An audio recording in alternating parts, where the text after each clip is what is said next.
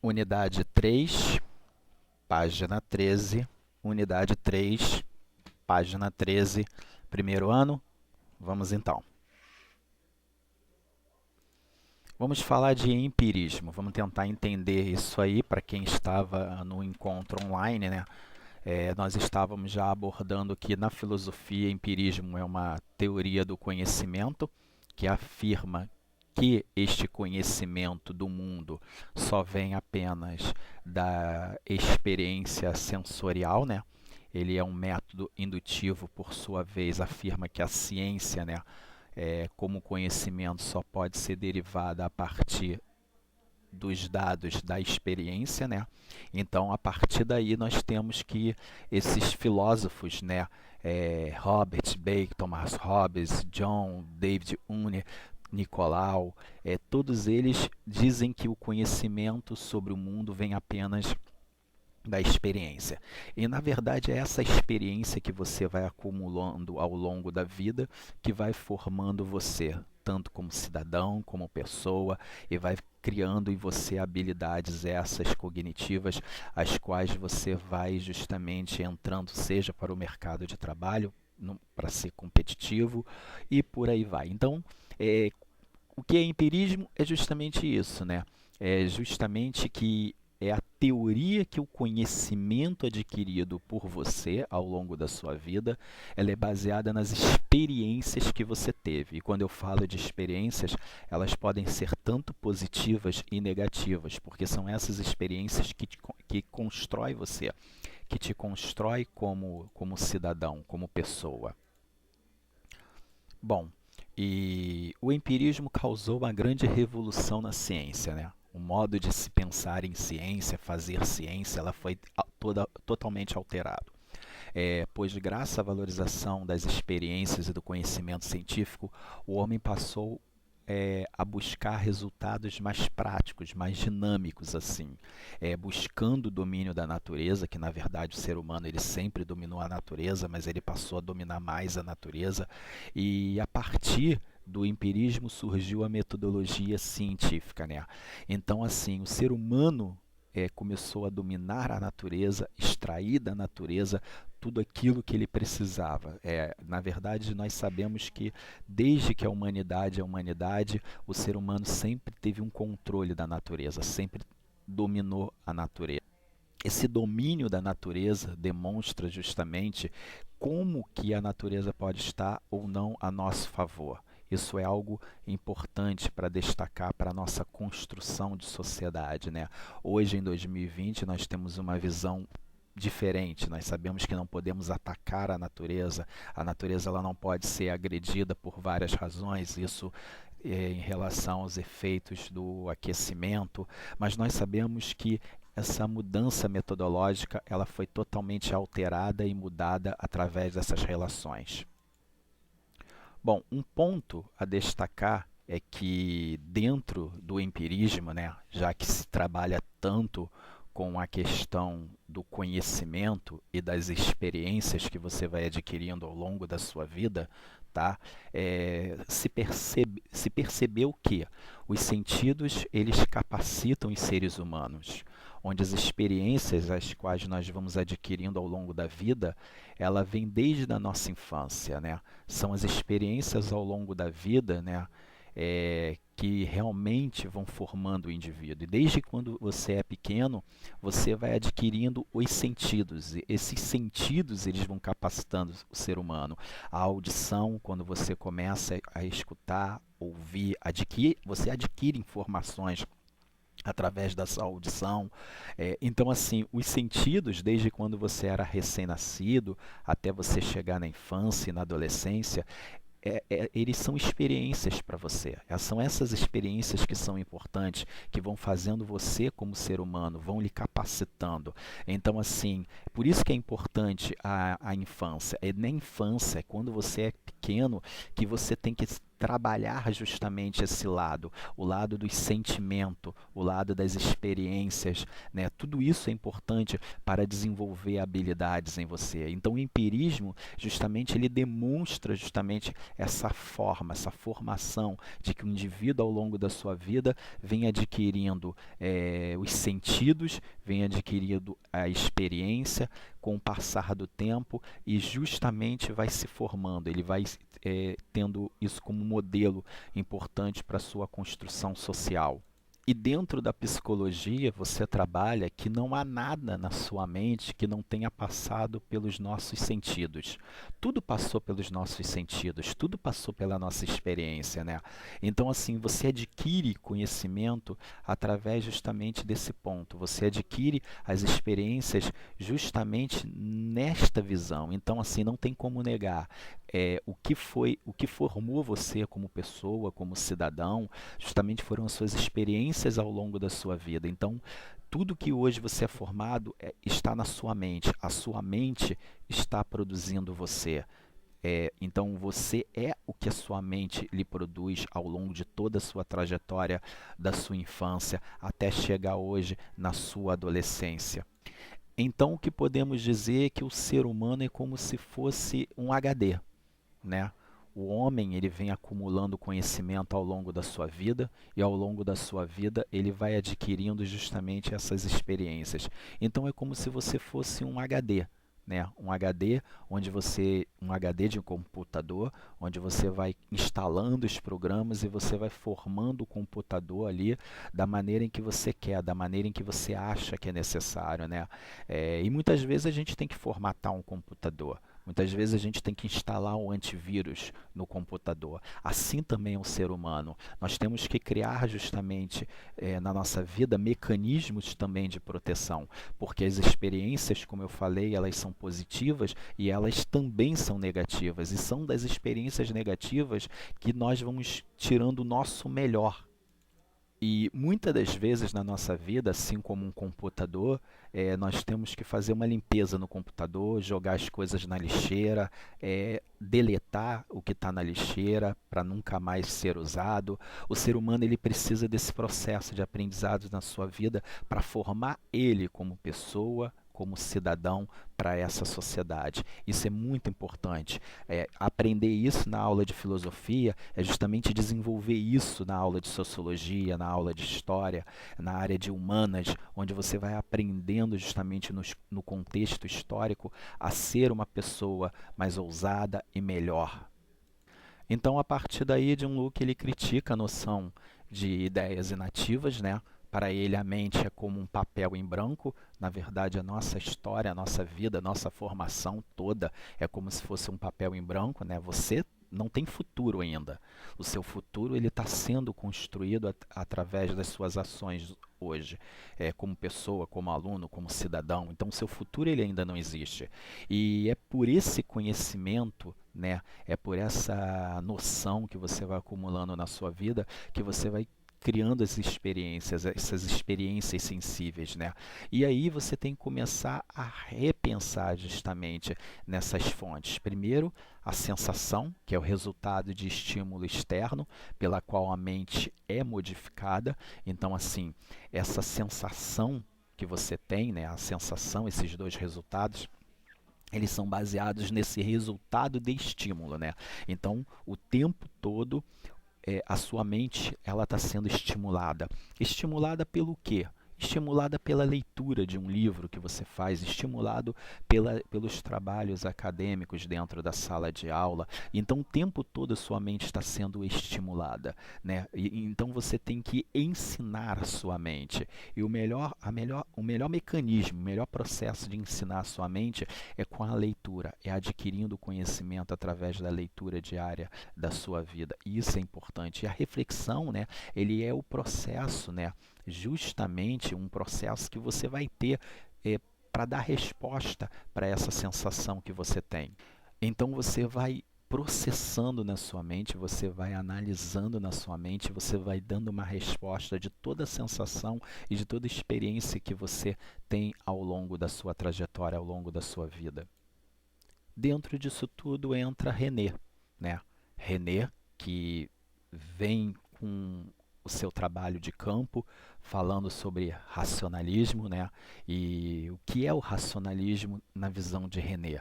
Primeiro, ele defende, né, que o nosso conhecimento ele deriva totalmente da razão. É da razão que vem o nosso conhecimento, né? Então, segundo René, a razão é capaz de conhecer verdadeiramente as coisas.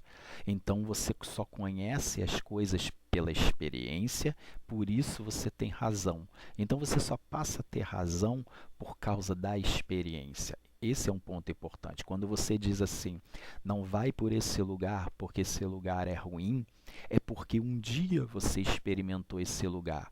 Então você tem razão de dizer que aquele lugar era ruim. Mas você só tem a razão de falar que aquele lugar ele é ruim justamente por causa da experiência que você teve na travessia daquele lugar. Então, por isso que René ele vai destacar que a razão, né, é importante, mas você só tem razão pela experiência. Então, o conhecimento ele deriva totalmente da razão. E a razão é a faculdade de raciocinar, de compreender. Então, você só compreende as coisas justamente no ponto das experiências. Então, quando é que você tem razão? Você tem razão quando você compreende, quando você raciocina melhor os fatos, mas a experiência dos fatos ocorridos, ele é importante para formar a pessoa, para formar um indivíduo. E aí nós temos o seguinte, nós temos uma teoria empirista e uma teoria racionalista. Na teoria racionalista, que é como o René ele defende, ele confia no poder da razão para descobrir as verdades importantes da sua vida. Ele não nega a experiência, porque você tem experiência, como eu falei, quando você diz não vai por esse lugar, é porque um dia eu fui e tive uma experiência negativa, então eu tenho razão de dizer que aquele local não é um local adequado para você. Mas, para os empiristas, né, no caso, eles trabalham muito com a ideia das emoções, eles trabalham muito com a ideia dos sentimentos. Portanto, eles trabalham muito com a ideia dos sentimentos por causa dos sentidos que nós temos. Então, ao longo da vida, as suas experiências são através dos sentidos. Então, ver algo, gostar de algo, tocar em algo, ouvir algo, cheirar algo, né? Sentir o cheiro de um perfume agradável. Tudo isso vai apurando sentidos na sua vida. E muitas vezes na sua vida, quando você sente o cheiro de um perfume, às vezes vem na memória alguma coisa, porque aquele cheiro daquele perfume, ele justamente pode lhe lembrar de algum lugar. Muitas vezes, quando você escuta uma música, vem uma lembrança dessa música que você escutou, porque aquela música ela toca em um momento da sua vida em especial. É por isso que nessa visão os empiristas eles pensam muito mais na relação dos sentimentos, dos sentidos em si. Nessa questão, a gente atribui que René é totalmente ao contrário. René ele fala justamente algo diferente. Então, ele não quer se basear muito nas emoções. Ele quer trabalhar muito mais com a razão do que justamente com as emoções. Então, há uma diferença entre os racionalistas e os empiristas através dessas ideias, dessas teorias que eles colocam. E aí nós chegamos no idealismo alemão, né? Que segundo o idealismo alemão, o sujeito exerce um papel mais determinante no processo de conhecimento. Então, na visão do idealismo alemão, o sujeito, você, exerce um papel melhor por causa do conhecimento. Então, é através do seu conhecimento que você vai para uma faculdade boa. É através do seu conhecimento que você vai passar num concurso. É através do seu conhecimento, justamente, que você vai adquirir a vaga daquele emprego. Então, no idealismo, se acredita muito nessa ideia do ideal, que o conhecimento que você tem justamente vai abrir as portas para você. Então as portas elas são abertas justamente por esse processo de conhecimento que formou você na sociedade. Isso porque você tem uma visão de mundo diferente através das suas experiências. Então a sua consciência ela passa a trabalhar melhor nesse sentido. E vem uma teoria de Fichte, né, quando ele fala que o saber não é absoluto, mas é absoluto como saber. Na realidade, quem sabe das coisas e quem tem o conhecimento não sabe de tudo, né? Essa é a grande análise, né? Então, assim, o meu falecido avô dizia que ele não tinha todo o conhecimento, mas estava em processo de aprendizado. Isso era interessante, porque mesmo com um senhor de idade chegando a uma determinada idade, ele reconhece que tem muito o que aprender. Então a sabedoria ela chega através de você, através justamente da sua necessidade de querer. Então, numa visão de Kant, né, ele vai dizer justamente que das coisas só conhecemos, né, aquilo justamente que depositamos a nossa fé nela e que buscamos conhecer através dela. Então, esse é o ponto importante que vai formar o indivíduo dentro da sociedade, justamente de que você não tem todo o conhecimento, ou mesmo que você tenha, você ainda tem que abrir as portas e a sua mente para este conhecimento. Com isso, nós chegamos no romantismo, né? E dentro do idealismo. No romantismo, né, e dentro do idealismo, nós começamos a perceber que ele atingiu primeiro a literatura e a filosofia para depois se expressar através da arte. Significa que a arte ela tem que ser trabalhada com a emoção, que dentro da arte você tem que demonstrar para as pessoas um realismo, você tem que despertar emoção. A arte em si, ela tem que ter emoção. A arte, ela tem que ser vivida, né? No romantismo se determina que a arte, ela não pode, em hipótese nenhuma, ser morta, né? Então, o romantismo e o idealismo alemão, eles foram movimentos justamente que surgiram a partir ali do século XVII, né? E entre o século XVII e o século XVIII. E a partir do início do século XIX, se tem uma visão melhor sobre a questão do romantismo, né?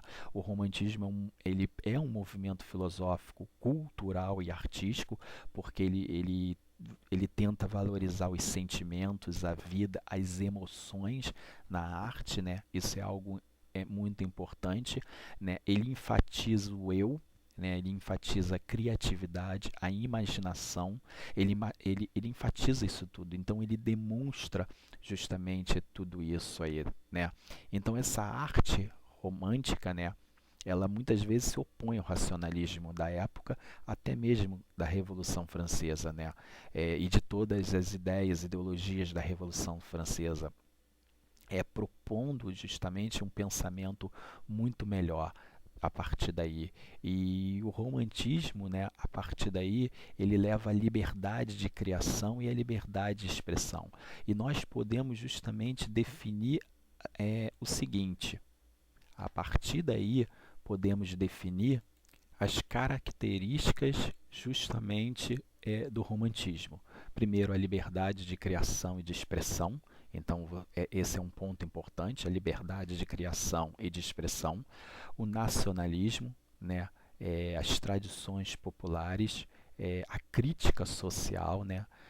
São o individualismo, né, o egocentrismo, né, são características dessa visão romantista, né, que você defende aí. Então, a partir daí, o romantismo ele tenta trazer para você que você tem que olhar a arte com um outro olhar. Qual é o olhar? Um olhar mais humano, mais sentimental das coisas.